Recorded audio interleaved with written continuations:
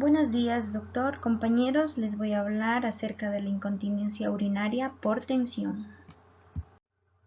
La Sociedad Internacional de Continencia la define como una fuga involuntaria de orina por esfuerzo o ejercicio o por toser o estornudar. En hombres, la incontinencia por tensión se debe sobre todo a cirugías o traumatismos en el esfínter del cuello vesical o uretral. Las causas de incontinencia por tensión en mujeres son mucho más complicadas. Casi todos los casos de incontinencia por tensión ocurren en mujeres después de la mitad de la vida, con partos vaginales repetidos y obstruidos. Suelen ser resultado de una debilidad y disrupción, o ambos, del músculo y ligamentos del piso pélvico, lo que lleva al soporte deficiente de la unidad esfintérica vesicuretral. Suele verse aumentado en la presión de cierre uretral durante el llenado de la vejiga, cuando los pacientes se ponen de pie o en eventos que provocan tensión como toser, estornudar o pujar.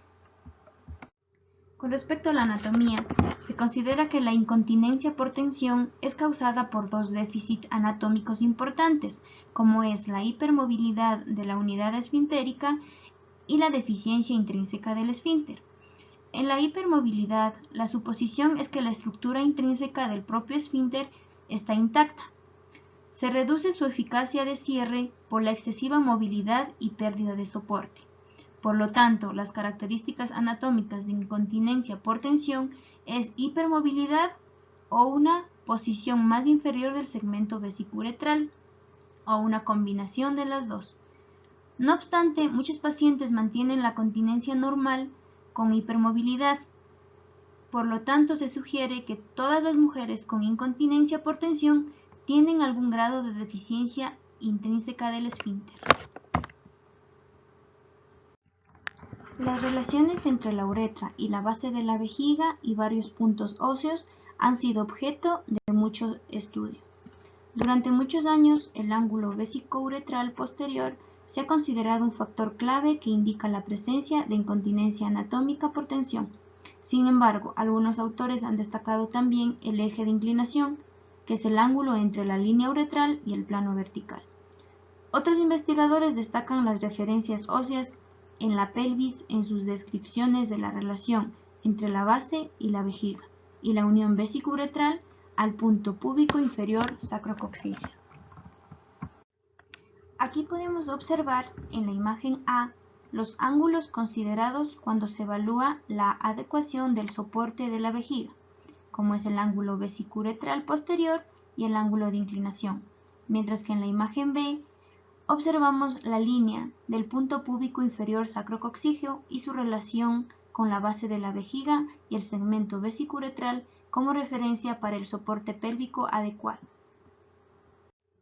Estas descripciones ilustran que la posición anatómica normal y la movilidad excesiva son elementos esenciales en el diagnóstico de incontinencia por tensión debido a la hipermovilidad.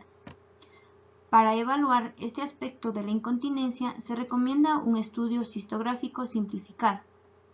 Con el paciente recostado sobre la mesa plana de radiografía, se obtiene una placa lateral, primero en descanso para determinar la posición del segmento vesicouretral en relación con el hueso púbico y luego con la tensión para evaluar su grado de movilidad. Aquí podemos observar dos histogramas laterales en dos mujeres continentes en estado relajado. Una línea perpendicular del ángulo vesicouretral posterior sobre el eje largo del hueso púbico cruza el hueso cerca de la unión de los 2/3 medio e inferior. Por lo general, la unión vesicouretral está opuesta al tercio inferior del hueso púbico y se mueve de 0.5 a 1.5 centímetros con la tensión. Esta demostración de posición anormal o movilidad excesiva del segmento vesicouretral es útil para identificar la causa de la incontinencia urinaria. El perfil de presión uretral es una medida de la actividad del esfínter externo. Un perfil estático muestra el tono en reposo de ambos componentes del mecanismo esfintérico. Un perfil dinámico ofrece las respuestas a estos elementos esfintéricos a varias actividades, como el aumento de volumen de la vejiga, posición erguida, tensión prolongada de pujar, tensión súbita de toser o estornudar. Por lo general, la presión uretral de cierre, que es la diferencia neta entre las presiones intrauretrales e intravesicales, se mantiene o aumenta durante la tensión. Se propone también que el soporte de la pared vaginal anterior es proporcionado por 3 mecanismos separados pero sinérgicos: el músculo pubococcígeo anterior, el cuello de la vejiga y la musculatura del piso pélvico actúan como una hamaca para ayudar a cerrar el cuello vesical durante la tensión. La laxitud de la pared vaginal anterior causa disipación de las 3 fuerzas, lo que produce incontinencia por tensión. Se propone que la estabilidad de la capa de soporte, más que la posición de la uretra, determina la continencia por tensión. Gracias por su atención.